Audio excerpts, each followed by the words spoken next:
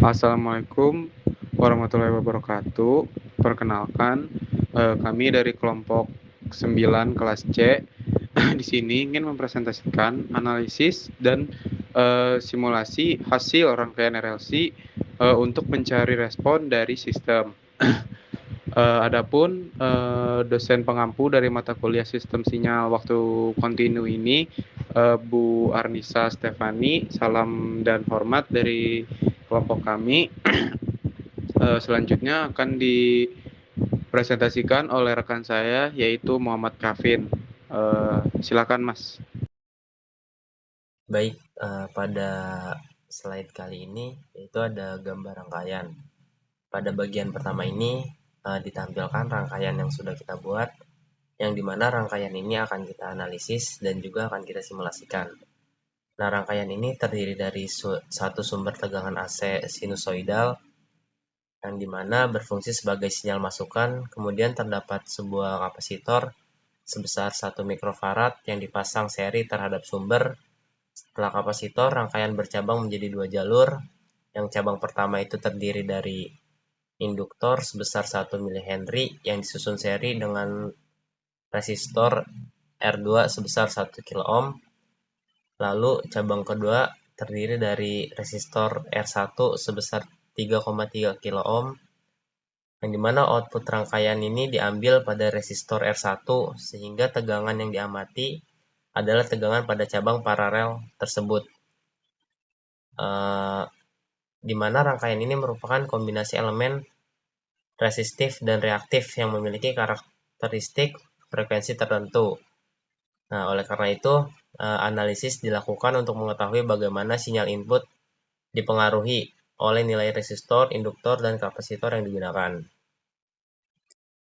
Lalu, pada slide kedua ini ada parameter simulasinya, yang dimana pada simulasi digunakan parameternya sebagai berikut, yaitu ada frekuensi sumber sebesar 1000 Hz, lalu ada resistor R1 sebesar 3300 ohm, lalu ada resistor R2 sebesar 1000 ohm, induktor L sebesar 1 mikrohenry, dan kapasitor C sebesar 1 UV atau UF, yang dimana sebelum mencari output rangkaian, terlebih dahulu harus dihitung nilai reaktansi dari komponen induktor dan kapasitor.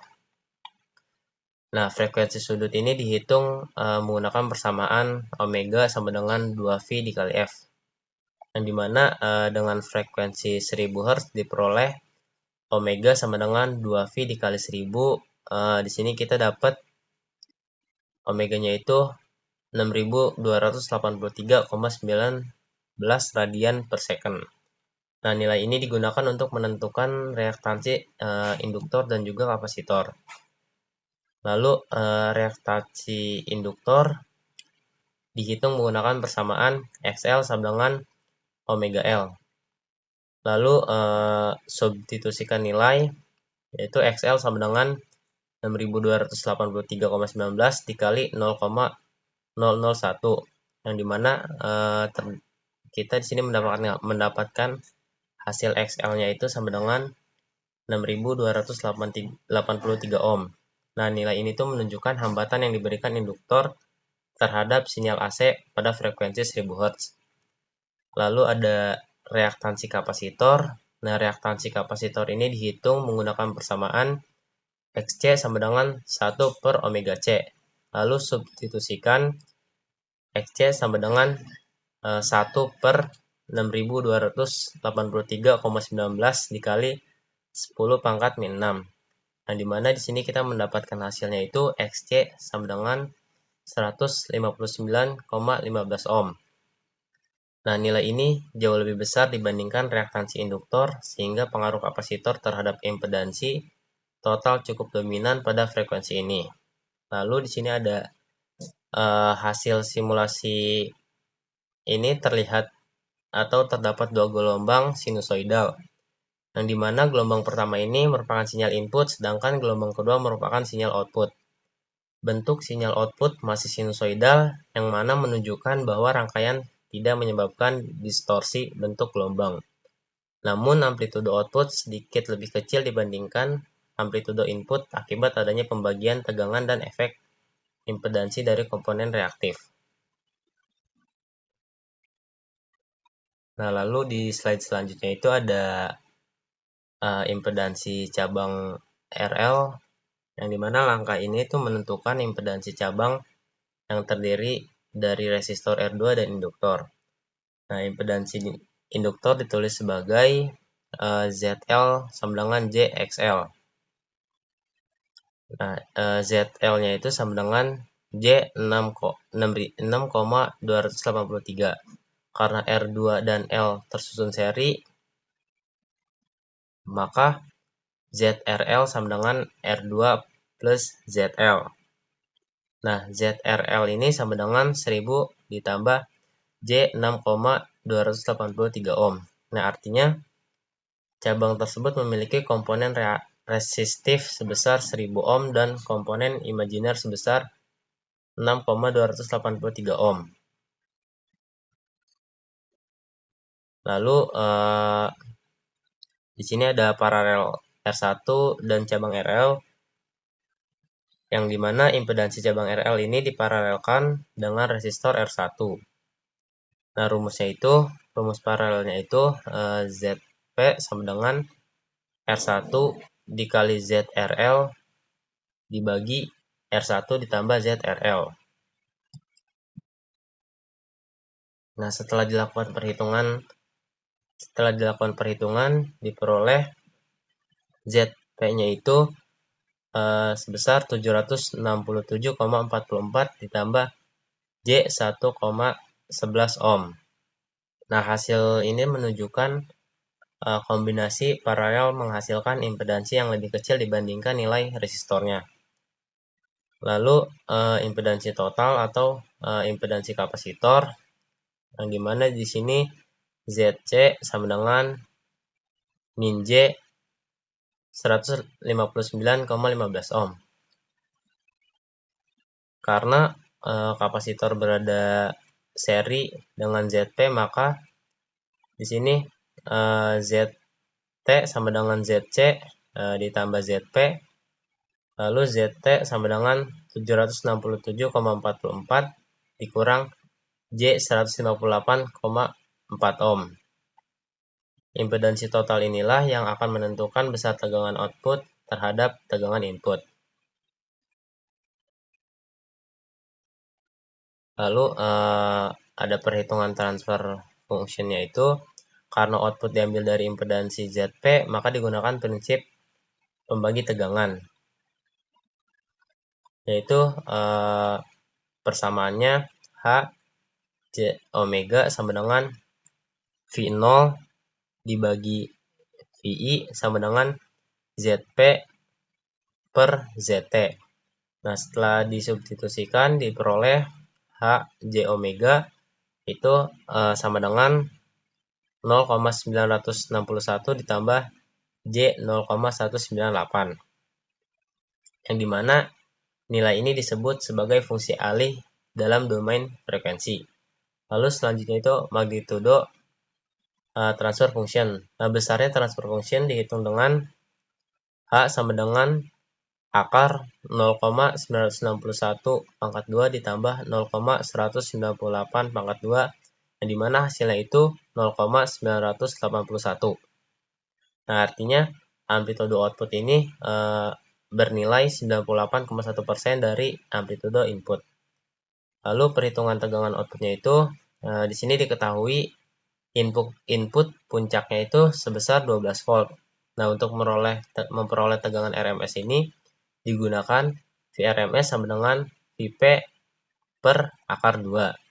Vin RMS sama dengan 12 per akar 2. Lalu hasilnya itu 8,49 volt. Lalu tegangan outputnya itu Vout sama dengan H dikali Vin, yang dimana 0,981 dikali 8,49 itu Vout yang dihasilkan itu 8,33 volt.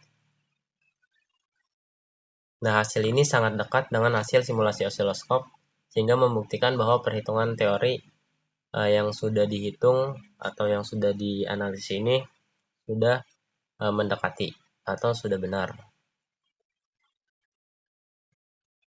Nah, lalu pada slide selanjutnya itu ada gain sama dengan 20 log 10 0,981. Nah, pada bagian ini dilakukan penurunan fungsi alih menggunakan metode analisis rangkaian, yang dimana langkah pertamanya itu menentukan arus kapasitor, menggunakan IC sama dengan C D V I dikurang V output, lalu dibagi DT. Nah, kemudian di sini diterapkan hukum Kirchhoff arus atau KCL pada titik node. Menurut KCL, jumlah arus masuk yang sama dengan jumlah arus yang keluar. Setelah seluruh persamaan ditransformasikan ke domain Laplace dengan mengganti operator diferensial menjadi S, diperoleh bentuk transfer function, yang dimana fungsi alihnya itu dari proses substitusi yang diperoleh itu hasilnya itu AS sama dengan 10 pangkat min 7 S ditambah 10 pangkat min 3 dibagi 10 pangkat min 9 S kuadrat ditambah 0,001 S ditambah 1,303. Nah, persamaan ini tuh menunjukkan hubungan antara sinyal input dan output dalam domain Laplace, yang dimana transfer function ini dapat digunakan untuk menganalisis respon frekuensi, respon transient, stabilitas sistem, serta simulasi MATLAB. Lalu ada perhitungan gainnya, itu yang dimana rumusnya itu gain sama dengan 20 log 10 H.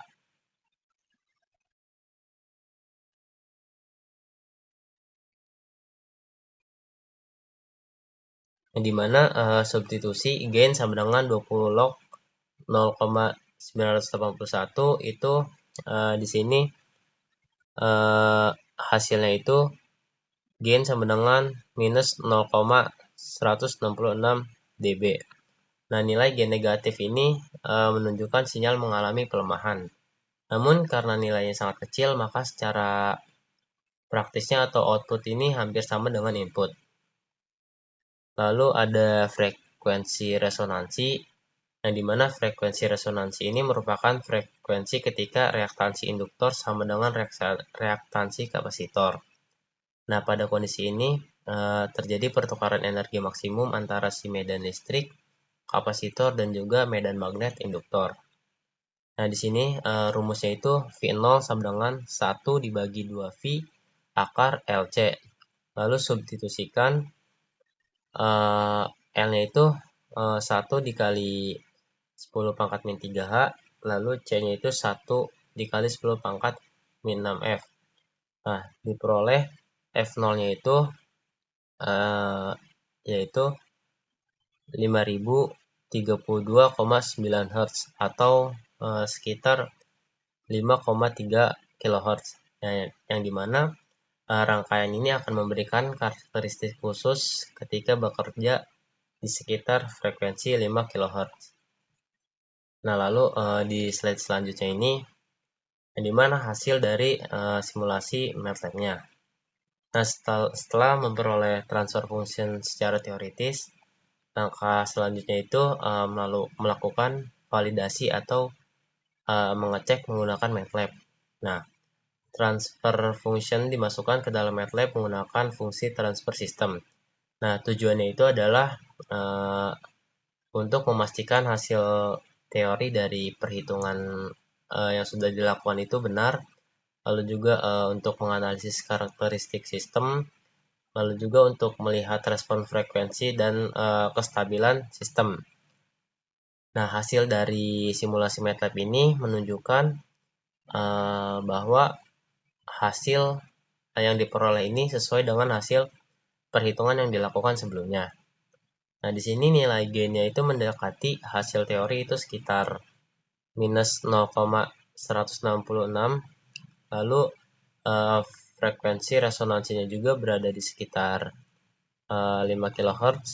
Nah, dengan demikian hasil dari teori yang telah kita lakukan atau telah dianalisis itu dan hasil simulasi MATLAB ini menunjukkan hasil yang sama atau konsistensi yang baik. Nah, lalu selanjutnya itu ada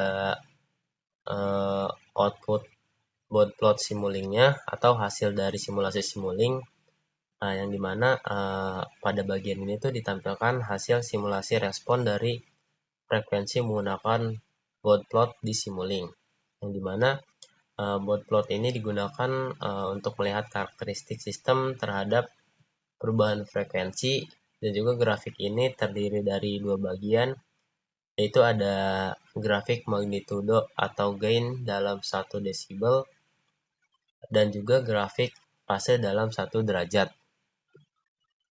Nah, pada grafik di bagian atas ini dapat dilihat hubungan antara frekuensi dengan besar penguat sinyal.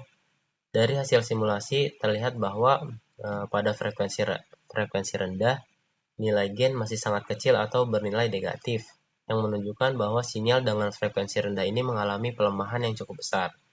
Ketika frekuensi semakin tinggi atau semakin meningkat, nilai gain mengalami kenaikan secara bertahap hingga mendekati nilai 0. Nah, nilai 0 ini menunjukkan bahwa amplitudo sinyal output hampir sama dengan amplitudo sinyal input. Nah, hal tersebut ini menunjukkan rangkaian memiliki karakteristik seperti high pass filter, yaitu melewatkan sinyal dengan frekuensi tinggi dan meredam sinyal dengan frekuensi rendah. Nah, pada grafik bagian bawah ditampilkan respon fase. Nah, terlihat bahwa fase awal berada di sekitar 90 derajat pada frekuensi rendah, kemudian menurun secara perlahan menuju 0 derajat ketika frekuensi semakin tinggi. Nah, perubahan fase ini tuh menunjukkan adanya pengaruh komponen reaktif, yaitu si kapasitor dan si induktor, yang menyebabkan adanya pergeseran waktu antara sinyal input dan juga sinyal output. Nah, hasil bootplot ini menunjukkan bahwa rangkaian memiliki karakteristik respon frekuensi yang sesuai dengan hasil analisis transfer function yang telah diperoleh sebelumnya. Nah, lalu selanjutnya itu ada rangkaian simuling. Nah, pada bagian ini tuh akan ditampilkan model rangkaian yang sudah dibuat menggunakan simuling. Nah, di yang pertama itu ada sumber sinyal, yang dimana fungsinya itu menghasilkan sinyal masukan yang akan diberikan ke sistem. Lalu sinyal ini mewakili tegangan input pada rangkaian yang telah dianalisis sebelumnya. Lalu yang kedua itu ada blok transfer function-nya, yang dimana blok ini merupakan inti dari simulasinya. Nah, pada blok ini tuh dimasukkan persamaan transfer function yang telah diperoleh dari hasil perhitungan menggunakan metode analisis rangkaian. Nah, transfer function ini mempresentasikan hubungan matematis antara sinyal input dan sinyal output, sehingga hasil dari simuling ini dapat melakukan simulasi terhadap respon sistem pada berbagai kondisi. Lalu yang terakhir itu ada blok scope.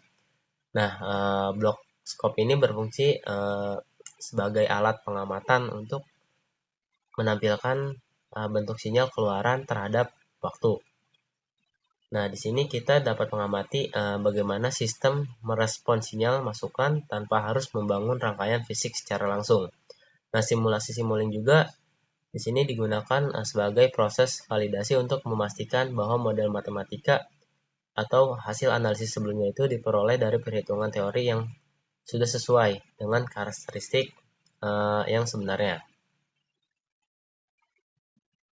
Nah, lalu selanjutnya itu ada nilai step dan juga transfer function-nya.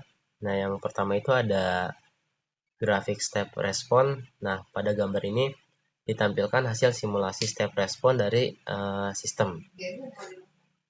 Yang dimana step respon ini merupakan respon sistem ketika diberikan masukan berupa sinyal step, yaitu perubahan input secara tiba-tiba dari nilai 0 menjadi suatu nilai tertentu.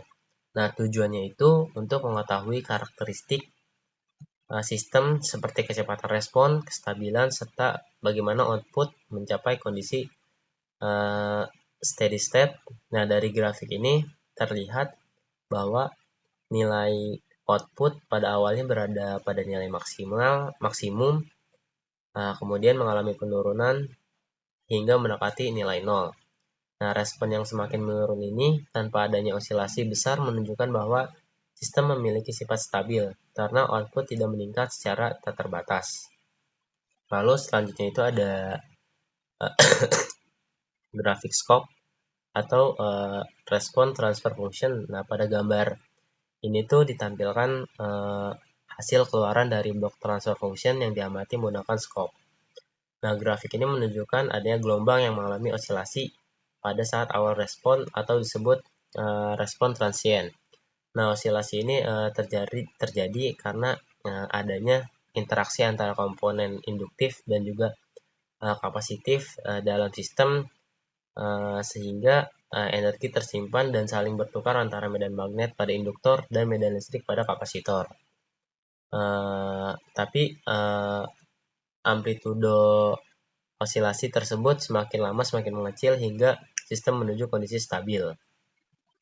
Nah, hasil ini menunjukkan bahwa transfer function yang dimasukkan ini ke dalam Simulink mampu menggambarkan perilaku atau mampu menggambarkan dinamis dari si rangkaian RC dan juga RL yang telah kita analisis sebelumnya. Mungkin sekian yang dapat disampaikan, selanjutnya akan dilanjut oleh rekan saya.